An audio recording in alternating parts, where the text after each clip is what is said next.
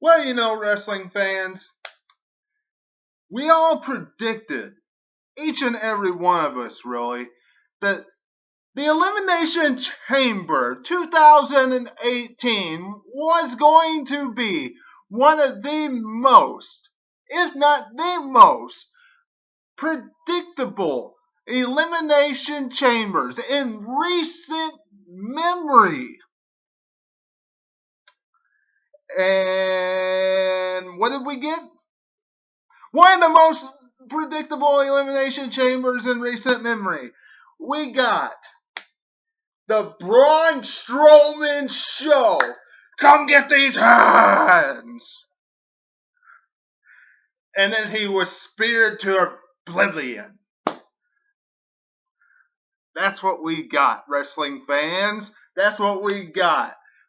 We got the Braun Strowman Show getting his hands on everybody, torturing everybody, tearing through the competition, wiping out Roman Reigns after the match. But in the end, in the grand scheme of things, doesn't really mean anything besides the fact that he looks strong during the match and after the match. No. Where is he going into WrestleMania? Who knows where Braun Strowman's going into WrestleMania? It's either The Miz or the Andre the Giant Memorial Battle Royal. Honestly, preferably, I would rather him win the Andre the Giant Memorial Battle Royal.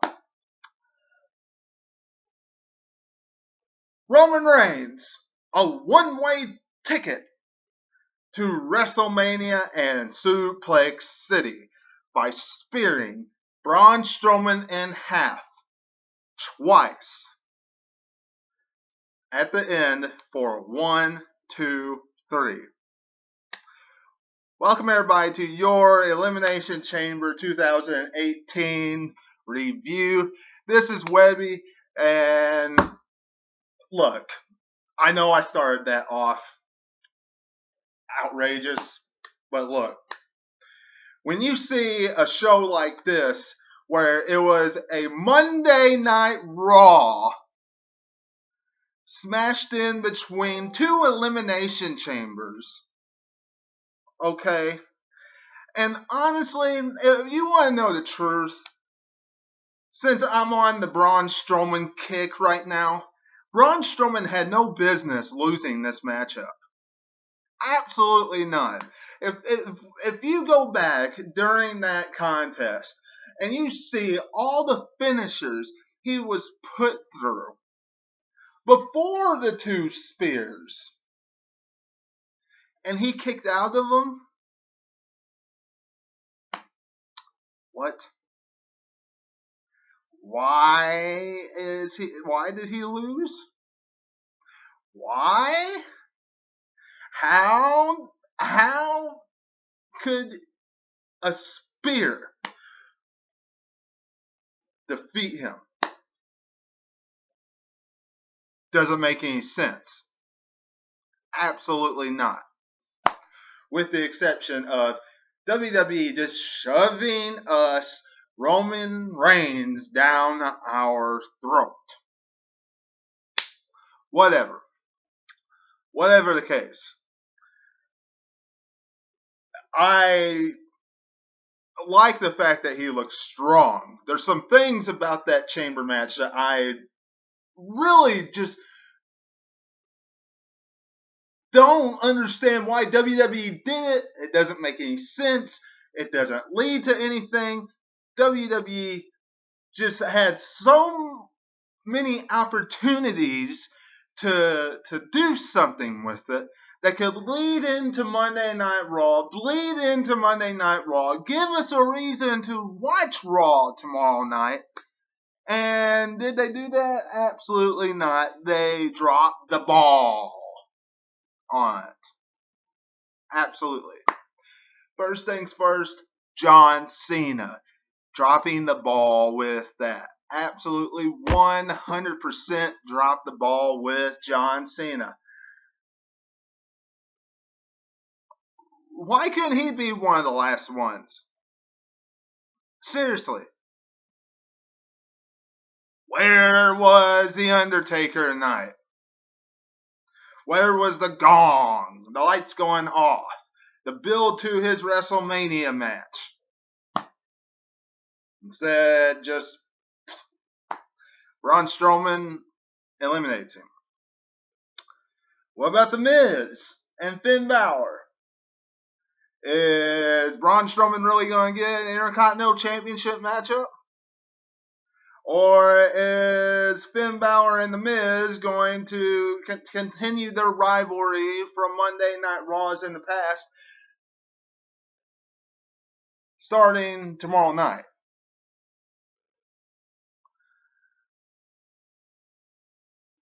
WWE, you could have done a lot more with this chamber match than what you did. Or not even just the chamber match itself. What about Asuka and Nia Jax?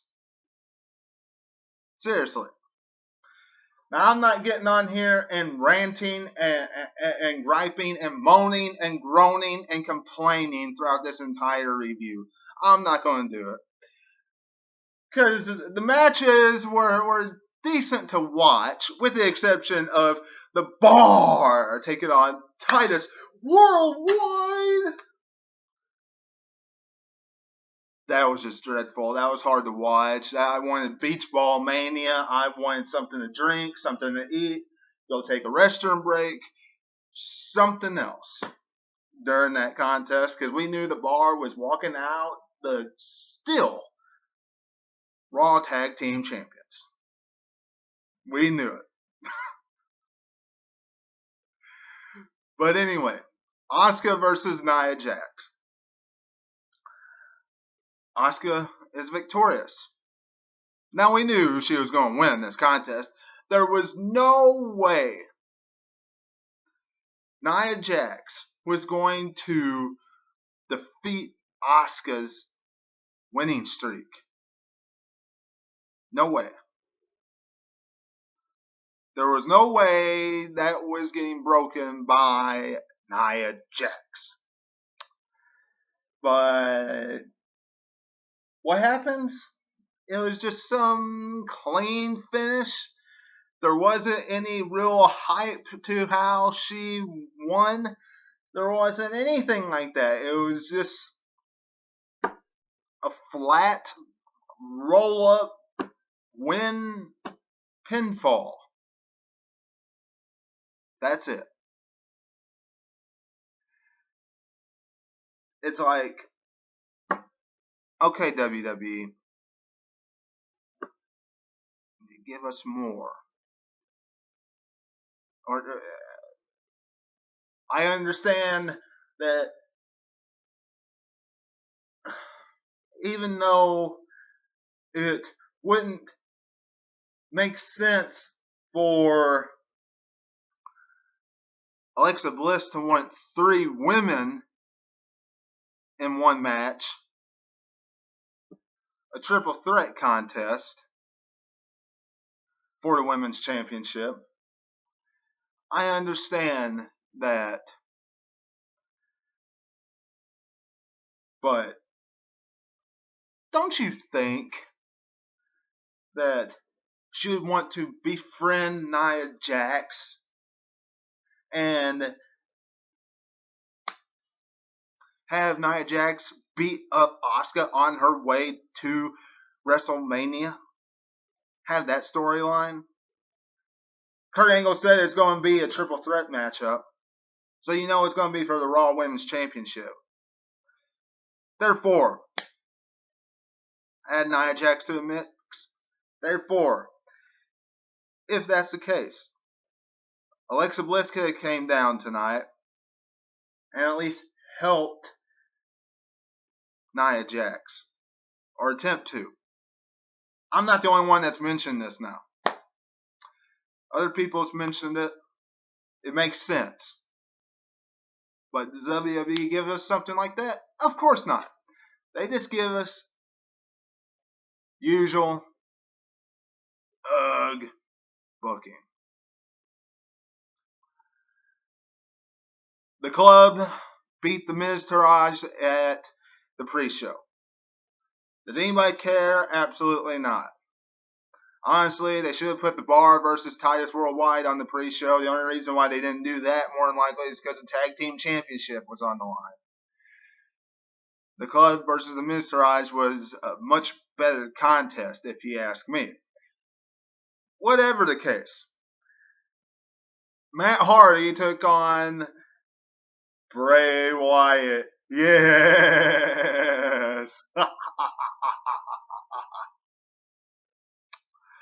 I am ready for them to do something besides just singles competition. I think a lot of people are ready for them to do that.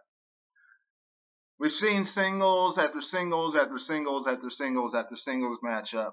And we've seen them go back and forth on Titantron, doing promos and laughing at each other back and forth.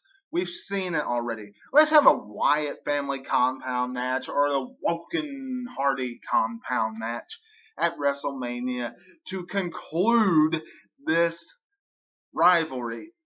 And it went exactly the way I thought it would. Matt Hardy picking up the victory because Bray Wyatt picked up the victory at Raw 25.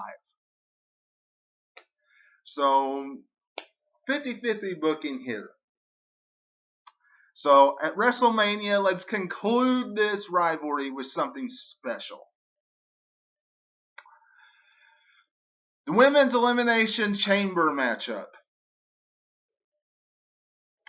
Now, this had a lot of spots. Mickie James flying off the top of the cage, the top of the pod, onto one of the Absolution members for the 1, 2, 3.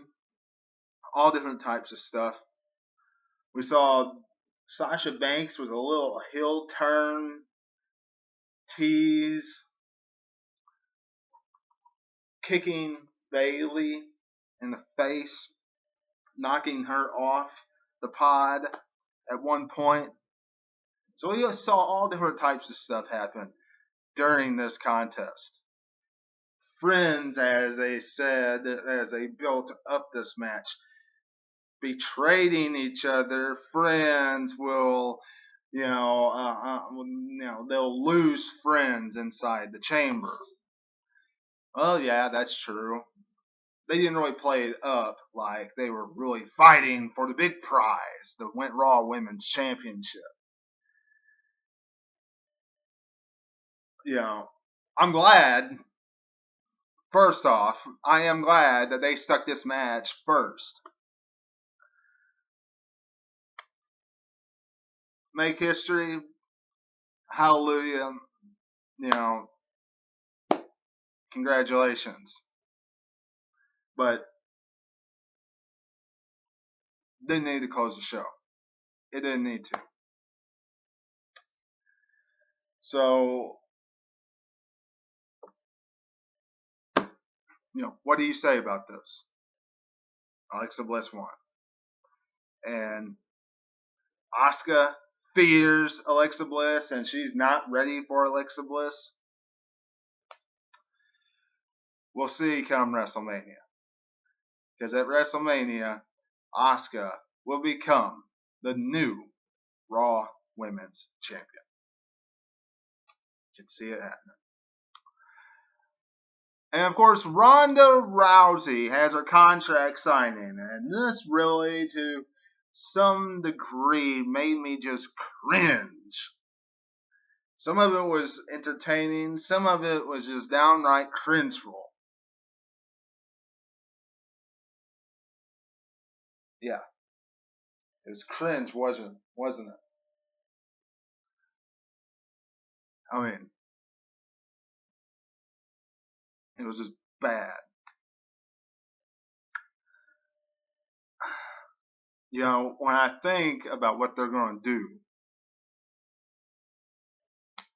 sounds like they're just going to put Kurt Angle in with Ronda Rousey, and it's going to be Angle, Rousey versus Triple H and Stephanie McMahon. That's what it sounds like it's going to be, judging off the promo, the contract signing. Kurt Angle being that because he spilled out everything that Triple H and Stephanie McMahon said in the back about how they wanted to get revenge and own her and all different types of stuff and you know and all that kind of junk during the promo, which ultimately made Ronda mad and put Triple H to their table, and Stephanie slapped her. And we got the famous Ronda stare down that we saw at WrestleMania 31 and that we used to see during UFC. But, whatever the case, Ronda Rousey in WWE, her contract signing, she needs to work on her promo skills.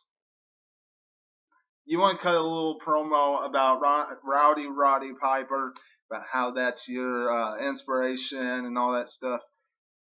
That's fine. However,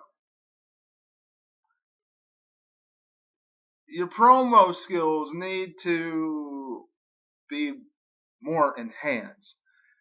And you can't really criticize her too much yet because this is her first actual promo in the WWE. So we'll see how she comes. We'll see how she develops. We'll see how her first match goes, her spots at WrestleMania, that mixed tag team matchup where her and Kurt Angle will win. No doubt about that. But in the end, we have a pay-per-view Elimination Chamber, Raw's final brand exclusive pay-per-view, because after WrestleMania they've announced via email that they are coexisting, they are joining forces to give us Raw and SmackDown pay-per-views together. So this is the last one we're going to see of Raw by itself. We got a pay-per-view that shined Roman Reigns winning, but in the end, that match was mostly about these hands.